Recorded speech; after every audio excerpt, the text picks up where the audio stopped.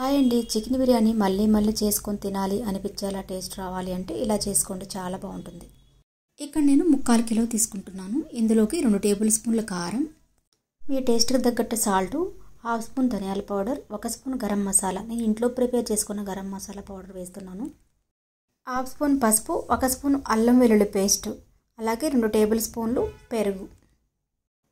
ఇప్పుడు ఇందులోకి 2 టేబుల్ స్పూన్ల ఆయిల్ వేస్తున్నాను.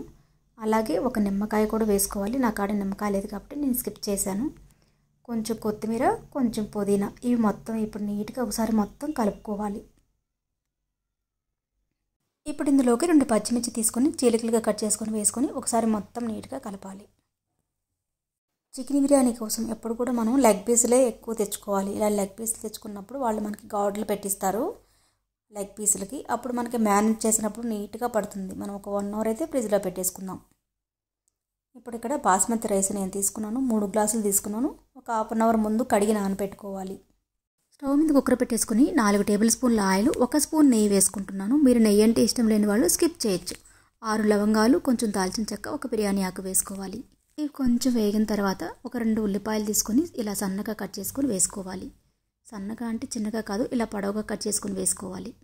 ఉల్లిపాయలు వేగిన తర్వాత మనం ముందుగా మ్యారినేట్ చేసి పెట్టుకున్నాం కదా చికెన్ కుక్కర్లో వేసుకోవాలి. చికెన్ వేసుకున్న తర్వాత ఒకసారి మొత్తం నీట్గా కలిపి ఒక 2-3 నిమిషాలు ఇలా వేగనివ్వాలి. మూత పెట్టకుండా ఇలా వేగనివ్వాలి. ఇప్పుడు కుక్కర్ మీద మూత పెట్టేసుకొని ఒక 2 విజిల్స్ రానివ్వాలి. ప్రెజర్ మొత్తం పోయిన తర్వాత ఇప్పుడు మనం ఇందులోకి ముందుగా నానబెట్టుకుని బాస్మతి రైస్ వేసుకొని ఒకసారి మొత్తం నీట్గా కలపాలి. మనం మ్యారినేట్ చేసేటప్పుడు సాల్ట్ వేసుకున్నాం కదా, ఇప్పుడు కూడా కొంచెం సాల్ట్ చెక్ చేసుకొని కొంచెం సాల్ట్ వేసుకొని బాస్మతి రైస్ గ్లాస్ అయితే 1 గ్లాస్కి 1.5 గ్లాసు వాటర్ తీసుకోవాలి. మనం పెద్ద గిన్నెలో వండుకుంటుంటాం కదా, గ్లాస్కి 1.5 గ్లాసు. ఇలా కుక్కర్లో వండేటప్పుడు ఎప్పుడు కూడా 1/2 గ్లాసు వాటర్ తగ్గించుకోవాలి.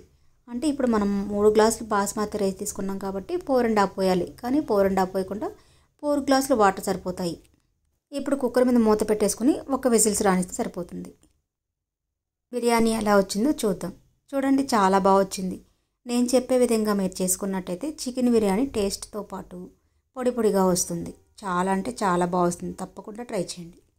చికెన్ బిర్యానీలోకి ఎప్పుడు కూడా గోంగూర పచ్చడి వేసుకుని తింటే చాలా బాగుంటుంది. ఈ వీడియో కనుక నచ్చినట్టయితే లైక్ చేయండి, షేర్ చేయండి. ప్లీజ్ సబ్స్క్రైబ్ చేసుకోవడం మాత్రం మర్చిపోవద్దు. ప్లీజ్ సబ్స్క్రైబ్ చేసుకోండి.